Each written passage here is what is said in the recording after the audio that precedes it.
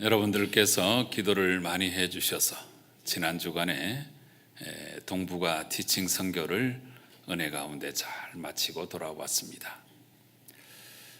요즘에 중국의 상황이 참 좋지를 못하고, 그래서 선교사님들도 추방을 당하고 있는 일들이 많이 일어나고 있어서 나름대로 걱정을 많이 했습니다마는 하나님의 은혜 가운데 근본에도 잘 감당하고 돌아왔습니다. 특별히 이 근본에 중국의 사역자들이 강의를 들으면서 참 너무 좋아하고, 또 성경의 내용이 눈앞에 파노라마처럼 펼쳐진다고 탄성 가운데 말하면서 아주 스펀지처럼 말씀을 잘 받아들이는 그 모습을 바라보고는 참 큰 기쁨과 보람이 있었습니다. 이 티칭 선교를 할 때마다 느끼는 것입니다만, 그렇게 말씀을 듣는 분들이 참 좋아하는 것도 있지만, 그러나 이 일을 통해서 저 자신도 아주 큰 은혜를 받고 있다는 사실입니다. 그래서 우리와는 비교가 될 수 없을 정도로 말씀을 참 간절히 사모하는 모습을 보고서는 저도 큰 감명을 받았고, 그리고 참으로 열악한 환경 속에서도 주님의 일에 그렇게 힘쓰는 모습을 바라보고서는 저 자신도 아주 큰 도전을 받았습니다. 오늘 금요일에 제가 이 티칭 선교의 내용을 여러분과 함께 나누겠습니다마는, 금요일에 못 오시는 분들도 많이 계셔서 제가 이 시간 사진 몇 장을 좀 보여드리도록 하겠습니다. 여러분, 먼저 이 사진을 보시면 얼마나 말씀을 사모하는지, 조는 사람들은 한 사람도 있을 수가 없고, 정말 스펀지가 물을 빨아들이듯이 말씀을 흡수하고 있습니다. 그런데 이분들의 모습에 비해서 우리는 얼마나 말씀을 사모하고 있는지 우리가 꼭 한번 생각해 보아야 하겠습니다. 하나님 말씀을 사모하고 또 그것을 묵상하고 그 가운데 기록한 대로 힘써 지키려고 행하고 있는지, 정말 우리의 신앙의 상태를 한번 점검하시면 좋겠다 생각합니다. 그 다음에 이 사진들을 좀 보시면 참 환경이 열악합니다. 여러분들은 한 주간도 못 사실 거예요, 이곳에서. 이태용 선교사님의 말을 들어보면 이거는 참 양반이고, 저 시골로 가면은 그야말로 짐승처럼 살아가는 그런 경우도 많다는 거예요. 화장실 모습이 이래요. 그래서 오늘 우리의 삶의 모습을 바라보고 우리는 지금 너무나 풍족하고 너무나 잘 갖추어져 있는 것이 아주 확실합니다만은, 그러나 그럼에도 불구하고 우리는 감사하지도 않고 사랑하지도 않고 그저 불평과 불만이 가득한 삶을 살아가고 있는 우리의 모습들, 우리가 한번 잘 생각해 보아야 하겠습니다. 한 가지만 더 말씀드리죠. 여러분, 이분 혹시 기억하시는지 모르겠습니다. 우리 교회도 한 두 차례 가까이 오신 것 같은데, 이 지역, 이 신학교 또 산동 지역 전체 원로 중에 원로인 주따꺼라고 하는 분입니다. 이분이 나이가 68세인데 이 지역의 원로 중에 원로인데 파키스탄으로 선교를 나가 있습니다. 이제는 쉬고 대접을 받을 나이인데 본인이 직접 선교를 나간 것입니다. 우리가 말씀을 받았으니 우리도 선교해야 된다 그러면서 제일 큰 원로가 이렇게 모범을 보인 거죠. 이분의 가문은 그 옛날 문화혁명 때부터 고난과 핍박을 많이 받았지만, 그런 중에도 참 아름다운 신앙의 가문을 이어왔고, 그래서 지금은 이분이 이 가문의 원로이고 사업을 열심히 해서 동생 목사님을 뒤에서 열심히 지원하고 있습니다. 그래서 이분의 지원을 받아서 이분의 동생 추티숑 형제가 이제 목사가 되어서 신학교 교장으로 열심히 섬기고 있고, 이 산동 지역은 우리나라보다 더 크거든요. 이 산동 지역의 교회 지도자로 열심히 사역하고 있습니다. 그런데 요즘 공안의 분위기가 좋지를 않아서 이태용 선교사님조차도 서로 연락을 자제하고 있는 가운데, 이분이 이제 한국에 돌아와 있는지도 모르고 저와 함께 이제 그곳을 방문한 것입니다. 그런데 그렇게 반갑게 인사를 하고 제가 가는 날 저녁에 함께 만나 식사하며 교제했는데, 우리가 도착하기 바로 이틀 전에 중국에 잠깐 들어왔다는 것입니다.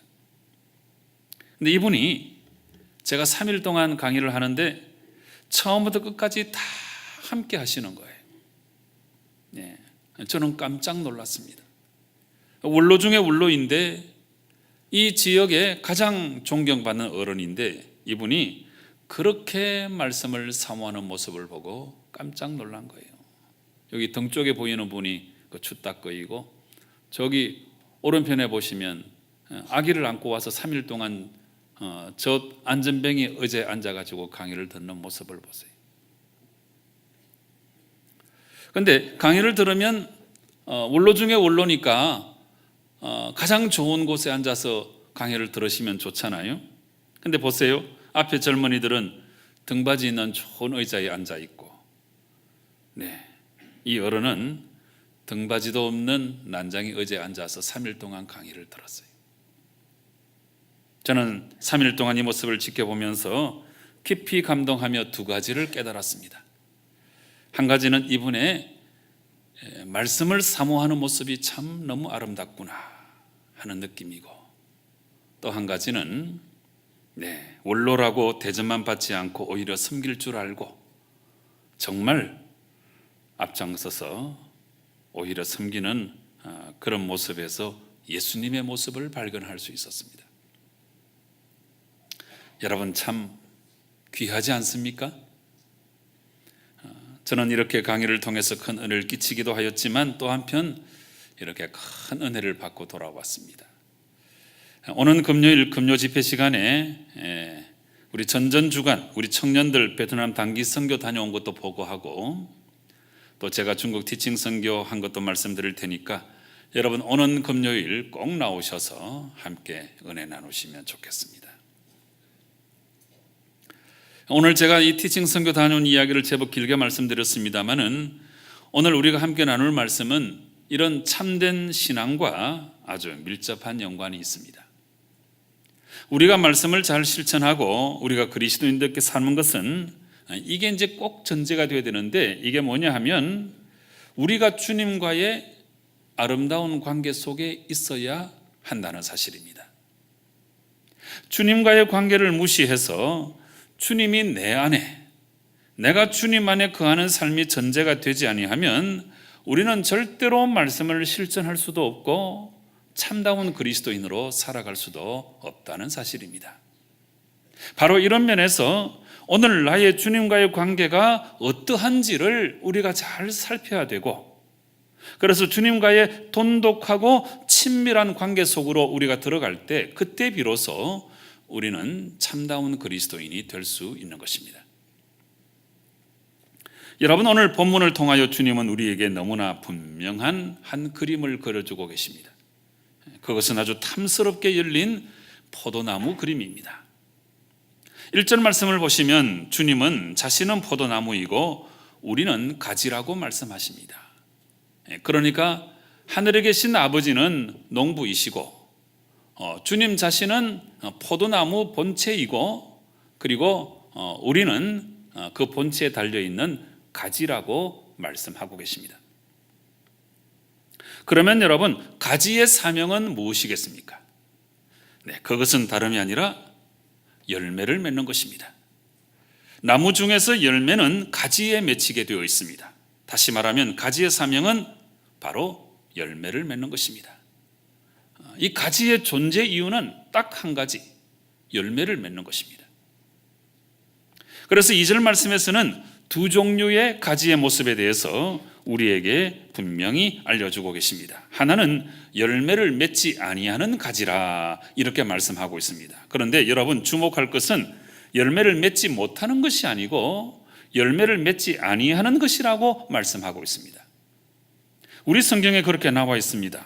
열매를 맺지 못하는 것이 아니고 열매를 맺을 수 있음에도 불구하고 열매를 맺지 아니하는 악한 모습을 지적하고 있는 것입니다.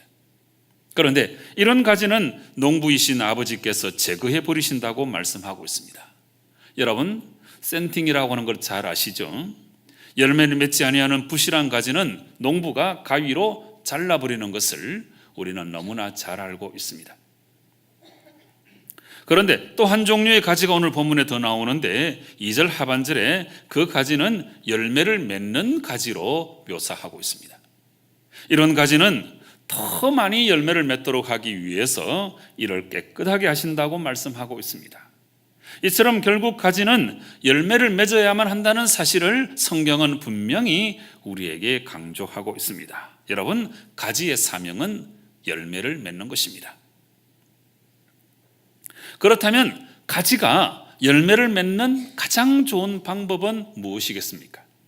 놀랍게도 그것은 너무나 간단합니다. 가지가 나무에 붙어 있기만 하면 저절로 열매를 맺게 되어 있는 것입니다. 그런데 이를 무시하고 가지가 열매를 맺겠다고 나무를 떠났다고 한번 생각해 보시기 바랍니다. 이런 가지는 절대로 열매를 맺을 수가 없습니다. 스스로 열매를 맺겠다고 이곳저곳 바쁘게 뛰어다니는 가지는 결코 열매를 맺을 수가 없고 열매는커녕 말라 비틀어져서 결국은 죽을 수밖에 없는 것입니다. 그러므로 가지가 열매를 맺는 가장 좋은 방법은 나무에 붙어 있는 것입니다. 나무에 붙어 있기만 하면 놀랍게도 저절로 열매를 맺는 것입니다. 바로 이런 이유 때문에 예수님은 오늘 본문 4절에서 아주 분명하게 말씀하고 계십니다. 내 안에 거하라, 나도 너희 안에 거하리라. 가지가 포도나무에 붙어 있지 아니하면 스스로 열매를 맺을 수 없음 같이 너희도 내 안에 있지 아니하면 그러하리라. 여러분, 이 말씀을 통하여 우리는 분명히 기억해야 합니다. 가지가 포도나무에 붙어 있지 아니하면 결코 열매를 맺을 수 없다는 사실입니다. 이와 마찬가지로 내가 주님 안에 거하지 아니하면, 주님과의 관계가 멀어지면, 주님과 상관없는 인생을 살아가면 결코 내 인생에 열매를 맺을 수 없음을 우리가 분명히 기억해야 합니다. 그래서 주님은 오늘 본문 5절에서는 아주 확정적으로 이렇게 말씀하고 계십니다. 나는 포도나무요 너희는 가지라. 그가 내 안에, 내가 그 안에 거하면 사람이 열매를 많이 맺나니 나를 떠나서는 너희가 아무것도 할 수 없음이라. 여러분, 이 말씀을 여러분의 평생에 기억하셔야 돼요. 내가 주님을 떠나면, 내가 주님 안에 거하지 아니하면 어떤 열매도 맺을 수가 없구나. 이 사실을 여러분의 신비에 잘 기억해 두셔야 합니다. 여러분, 오늘 이 말씀은 예수님을 잘 알지 못하는, 잘 믿지 않는 사람들에게 주시는 말씀이 아닙니다. 요한복음 14장부터 17장까지를 소위 다락방 강화라고 부르는데요, 이 말씀은 예수님께서 십자가에 못 박혀 돌아가시기 바로 하루 전날 밤에 주신 말씀들입니다. 바로 그때 이 말씀을 받는 사람들이 누구였냐 하면 바로 12 제자들이었죠. 그래서 예수님께서 이 12 제자들에게 유언처럼 주시는 말씀이 바로 이 다락방 강화입니다. 그러므로 지금 이 말씀은 오늘날도 예수님을 믿지 않는 사람들에게 주시는 말씀이 아니고, 그래도 예수님을 믿는다고 하는 우리들에게 우리 주님께서 참 안타까운 심정으로 주시는 말씀입니다. 그러므로 이 시간 우리는 주님의 안타까운 마음에 깊이 공감하고, 이 말씀이 나에게 유언처럼 주시는 말씀이라고 하고 이 말씀을 마음 깊이 받아들여야 합니다. 여러분, 우리가 주님 안에 거하지 아니하면, 주님과의 바른 관계 속에 있지 아니하면 우리는 아무것도 할 수가 없습니다. 무엇을 한다고 하여도 그것은 하나님의 일이 아니고 나 자신의 일이 되기가 쉽습니다. 그래서 평생을 교회 일 하여도, 하나님의 영광은 하나도 드러내지 못하고 겨우 나를 위한 인간적인 일만 하는 경우도 허다히 많은 것입니다. 그래서 나무를 떠나서 열심히 뛰어다니는 가지는 결국 시들고 말라버리는 것처럼 주님과의 개인적인 관계를 무시하고 주님을 떠나버린 가지는 아무런 열매를 맺지 못하고 죽음을 향하여 치달을 수밖에 없는 것입니다. 그래서 여러분, 이렇게 가지가 참으로 살고 열매를 맺는 길은 나무에게 붙어 있는 길밖에 없다고 한다면 이것은 우리 그리스도인의 삶도 마찬가지입니다. 가지가 나무에 붙어 있다고 하는 이 사실을 우리의 삶의 개념으로 바꾸면 바로 이것이 주님과의 개인적인 관계입니다. 오늘날 많은 그리스도인들이 교회 일을 열심히 하고 있습니다. 그러나 교회 일을 하느라고 바빠서 주님과의 개인적인 관계를 잘 갖지 못하는 그리스도인들이 굉장히 많습니다. 교회 일, 하나님의 사업이 중요하지 않다, 이 말씀을 드리는 게 아닙니다. 그 모든 것이 하나님과의 관계 속에서 행해지지 아니하면 결국은 그것이 하나님의 일이 되지 못한다 하는 것입니다. 흑백 논리적으로 이것을 구분하고자 하는 것이 아닙니다. 이것도 중요하고 또 저것도 중요하지만 진정 중요한 것은 주님과의 개인적인 관계라 하는 것입니다. 이것을 무시하는 그리스도인들은 너무 바쁜 일들 때문에 상처받고 힘들어 하다가 자신들의 신앙마저 잃어버리고 허탈감에 빠지는 경우가 참 많습니다. 저는 이런 그리스도인들을 이름하여서 공허한 그리스도인, 이렇게 부르고 싶습니다. 속이 텅텅 비어있는 그리스도인이죠. 열심히 하지만 열매를 잘 맺지 못하는 그리스도인입니다. 그래도 이런 경우는 양반입니다. 여러분, 더 심한 경우도 얼마든지 있습니다. 어떤 경우냐 하면 주님과의 개인적인 관계는 다 제쳐놓고 세상 일에 더 바쁘고 자기를 위한 일에 더 분주하고 향락과 사치에 빠져 지내는 그리스도인들이 얼마나 많습니까?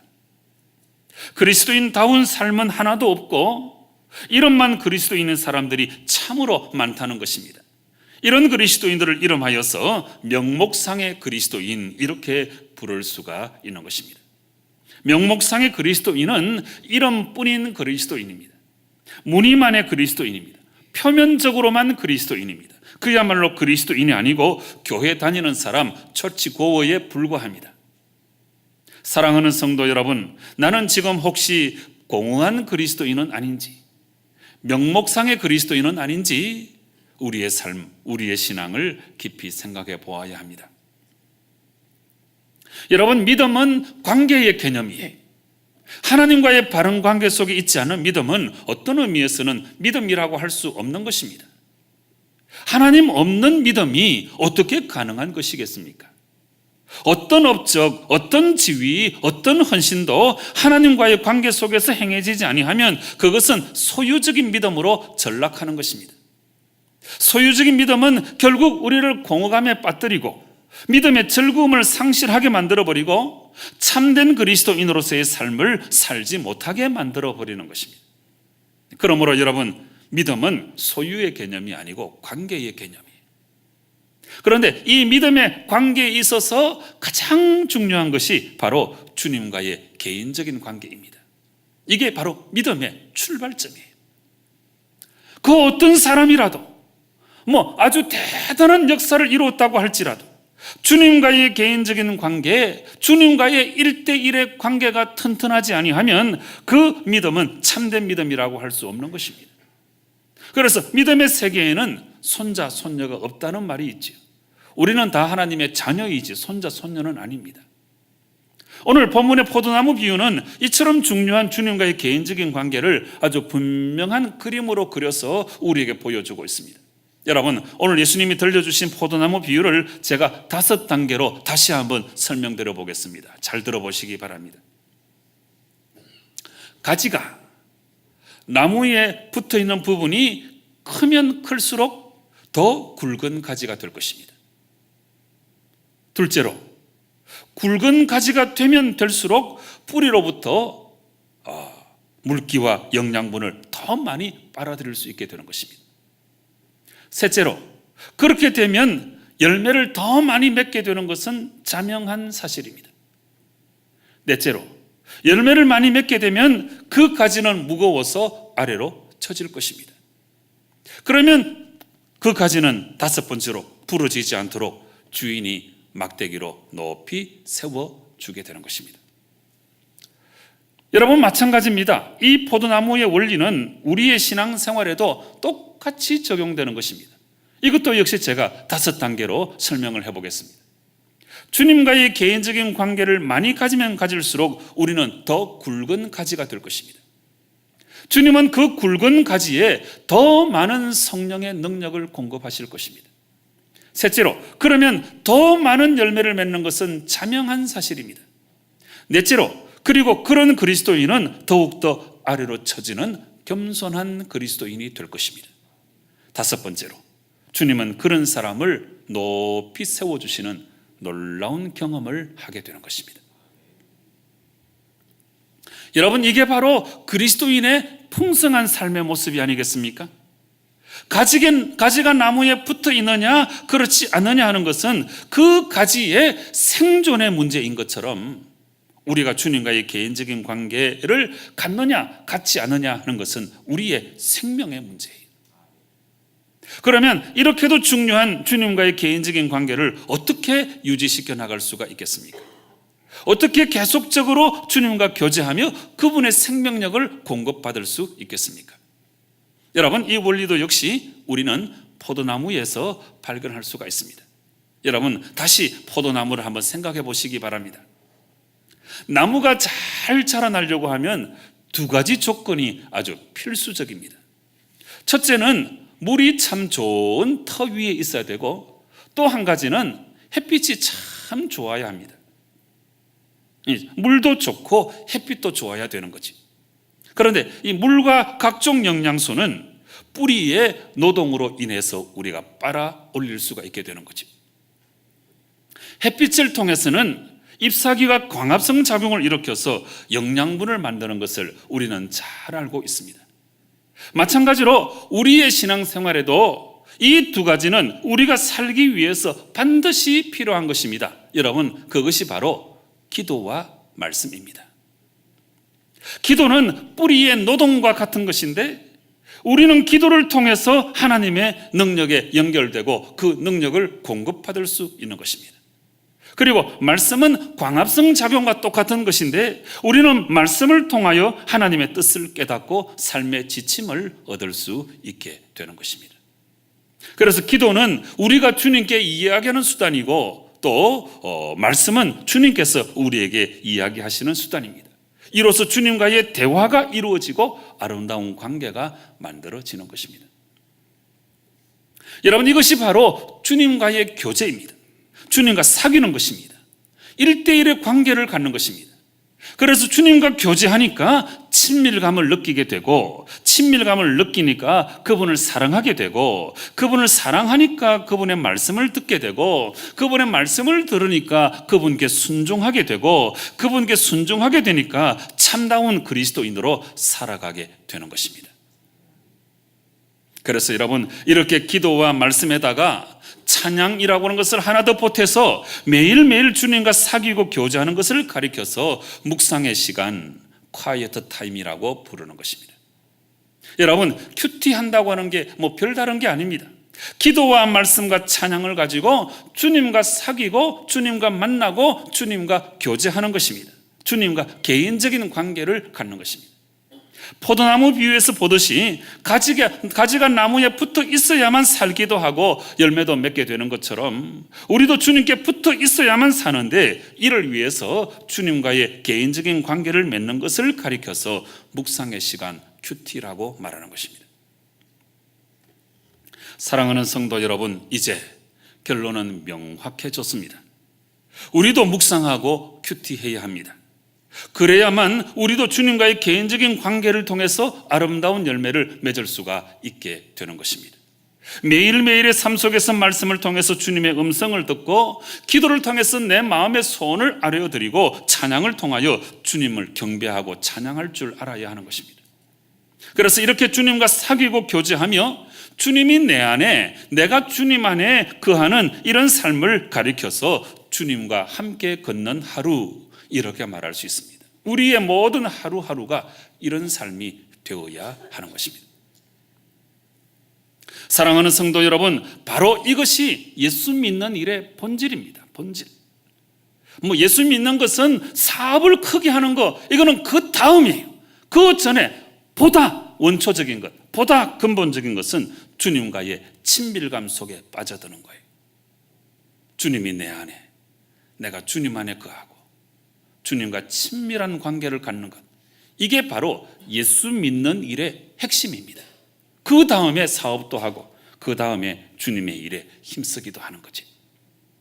바로 이런 의미에서 오늘 2018년도의 하프타임에 저는 여러분들에게 온 마음을 다해서 호소합니다. 여러분, 생명의 삶 묵상집 꼭 구입해서 이 하반기부터는 여러분 꼭 묵상하시기 바랍니다. 여러분, 묵상을 통해서 주님과 교제하고 주님이 내 안에, 내가 주님 안에 거하는 삶을 우리가 반드시 살아가야 그때 비로소 우리는 진정한 그리스도인의 삶을 출발할 수가 있는 것입니다.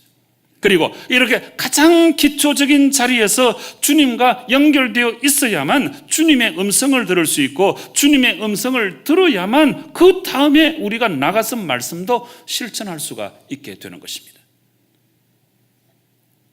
반대로 말씀드리면, 아무리 교회를 열심히 다녀도, 아무리 교회를 많이 하여도, 아무리 중한 직분이어도 매일매일 묵상을 하지 않는다면 진정한 그리스도인이 되기는 참 어렵습니다. 왜냐하면 그런 삶은 이미 말씀드린 것처럼 공허한 그리스도인의 모습이고 명목상의 그리스도인의 모습이기 때문입니다. 그리고 그런 그리스도인은 주님이 내 안에 계신 게 아니고 주님이 내 밖에 있는 거예요. 내가 주님 안에 거하는 게 아니고 내가 주님 밖에 있는 거예요. 이런 관계는 절대로 주님과 친밀한 관계를 맺을 수가 없고 결국은 아무런 열매도 맺을 수가 없는 것입니다. 여러분, 오늘 당장 묵상집 꼭 구입하셔서 묵상하시기 바랍니다. 이거 2,000원밖에 안 해요. 사실 거예요? 안 사실 거예요? 이 책이 우리 한 달의 영적 양식입니다. 2,000원, 한 달의 영적 양식이. 제가 목회를 하면서 묵상하고 큐티하는 것은 크리스찬 베이직이라고 확신하고 또 확신해서 이걸 교회 재정으로 1,500원 보조까지 하면서 지금 2,000원에 판매하고 있어요.